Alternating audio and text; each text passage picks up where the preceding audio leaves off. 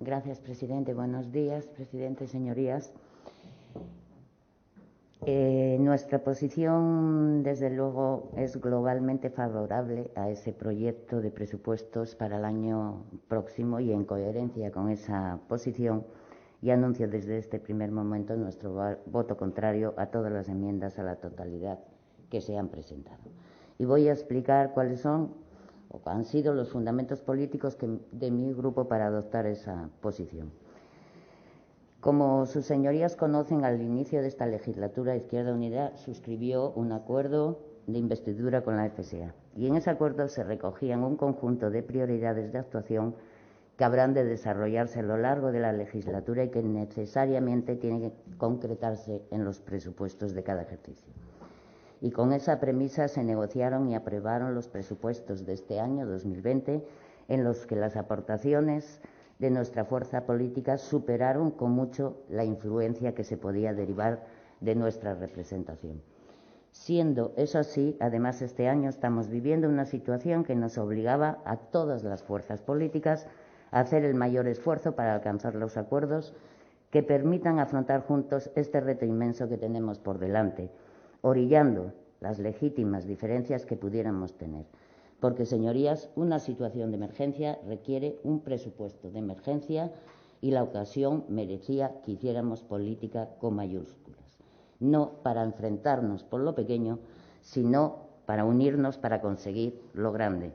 Lo he dicho muchas veces a lo largo de estas últimas semanas y lo repito ahora. La sociedad nos demanda acuerdos para que demos solución a sus problemas. Lo demás no les importa. Para que garanticemos que el sistema de protección social funcione y ofrezca seguridad en unas circunstancias en las que el miedo y la angustia por el futuro puede convertirse en el combustible que alimenta el extremismo reaccionario, como vemos un día y otro. Por eso valoramos como imprescindible que Asturias contara con unos presupuestos marcadamente sociales para el año 2021. Por ello, desde mi grupo parlamentario basamos la negociación en 3 bloques de prioridades. En primer lugar, el proyecto de presupuestos tenía que asignar todos los recursos que fueran necesarios para afrontar la crisis sanitaria que estamos viviendo, tanto en el ámbito sanitario, en el ámbito educativo y en el social. En segundo lugar, el proyecto de presupuestos debería minimizar el impacto de la crisis económica y social derivada de la pandemia en los sectores sociales más vulnerables, articulando medidas a corto y medio plazo para no dejar a nadie atrás. Y en tercer lugar, las cuentas públicas que presentase el Gobierno deberían incorporar los contenidos del acuerdo de concertación social firmado con los sindicatos y con los representantes empresariales. Podemos afirmar, pues, que el objetivo de nuestra fuerza política era conseguir que los presupuestos del 2021 tuvieran un marcado contenido social.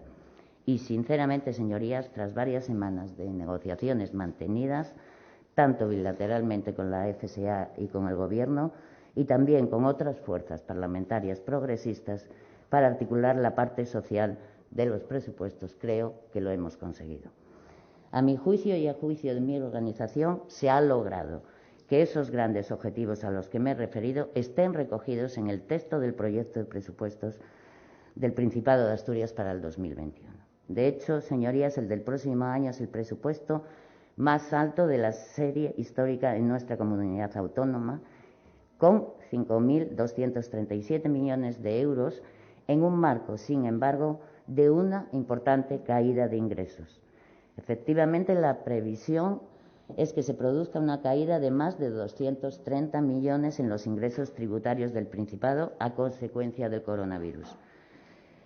Mi grupo no puede entender cómo en estas circunstancias sigue habiendo fuerzas políticas que insisten en una reducción de impuestos cuando de lo que se trata, y sin duda se abordará en el futuro, es de garantizar la suficiencia financiera, repartiendo la carga tributaria de manera más justa y garantizando una profunda armonización fiscal que evite el dumping impositivo que practican algunas comunidades. No es subir impuestos, es redistribuir la riqueza y que paguen aquellos que ahora mismo deberían de pagar mucho más. Se trata, en términos macroeconómicos, de un presupuesto contracíclico. de carácter expansivo, diseñado para hacer frente a la crisis no con recortes presupuestarios como en la época del PP, sino con incremento de gastos para generar un efecto multiplicador en la economía, siguiendo así la estela transformadora marcada por los presupuestos generales del Estado. El presupuesto aumenta en un 10% su monto total respecto al año pasado y lleva la inversión productiva hasta los 483,1 millones de euros, casi duplicando la del ejercicio anterior. Todos esos aspectos suponen una ruptura total con el modelo austericida de los años del gobierno del presidente Rajoy. Son, a nuestro juicio, señorías, unos presupuestos progresistas, podríamos decir que keynesianos, pero sobre todo son los presupuestos necesarios para abordar la situación sanitaria, social y económica que sufrimos. Y eso es así porque el presupuesto, además, incorpora como primera medida un plan de rescate con una dotación económica de 100 millones de euros destinada a paliar los efectos en todos los sectores afectados por los cierres de actividad. También hay que recordar que se estableció en una reunión mantenida también que se habilitasen más de 30 millones del presupuesto del 2020 al mismo fin. Y para que esas ayudas sean eficaces y palíen los efectos más perniciosos de esta crisis a los sectores afectados, es necesario que sean rápidas. Y también pusimos encima de la mesa que se habilitara un procedimiento de concesión que evitara burocracias y papeleos y permitiera que el dinero estuviera a disposición de las familias en los plazos más breves. Y ahora voy a hacer la reflexión que pedía la señora Mallada, 100 millones. Mire, reflexionen. Cuando ustedes hicieron una petición que solo recaudó 1.800 y pico firmas para 3.000 y pico euros a los autónomos, suponían 14 millones. Y ahora 133 que van, les parecen poco. Reflexionen, porque lo que ustedes pedían era mucho menos. El presupuesto asume un fuerte compromiso social, reorientando los recursos que hasta ahora se destinaban al salario social y que ha sido sustituido por el ingreso mínimo vital para reforzar en todas las políticas sociales a nuestra comunidad, es decir, las orientadas a favor de las personas mayores, la lucha contra la pobreza, la atención a la diversidad y la inclusión social, entre otras. Por eso la Consejería de Servicios y Derechos y Servicios Sociales, a pesar de ese ahorro en el salario social, no solo mantiene el presupuesto, sino que lo va a incrementar de manera muy significativa. Eso fue también otra de las prioridades que fijamos en la negociación presupuestaria y que se ha incorporado a las cuentas del próximo año. Los presupuestos sitúan el acuerdo de concertación social firmado con los sindicatos de clase y con los representantes empresariales en el corazón de la negociación presupuestaria, destinando para ello en torno a los 600 millones de euros. Hay que recordar que la concertación recorre todos los aspectos presupuestarios, desde las políticas activas de empleo, la promoción económica y el desarrollo industrial, la formación ocupacional, pero también todos los aspectos relacionados con I+D+I, las políticas educativas y de promoción de la salud, el apoyo a los autónomos y a la pequeña y mediana industria, entre otros aspectos. Se implementan créditos presupuestarios suplementarios de 107 millones de euros que incrementan las partidas previstas en el SESPA, en el ERA, en el Consorcio de Transportes de Asturias, la Consejería de Educación, que están destinadas exclusivamente a hacer frente a las necesidades derivadas del COVID. El carácter eminentemente social del presupuesto se concreta también en un dato, señorías: casi el 65% se destina a financiar el corazón social de nuestra comunidad, es decir, otra vez, la salud, la educación y los servicios sociales.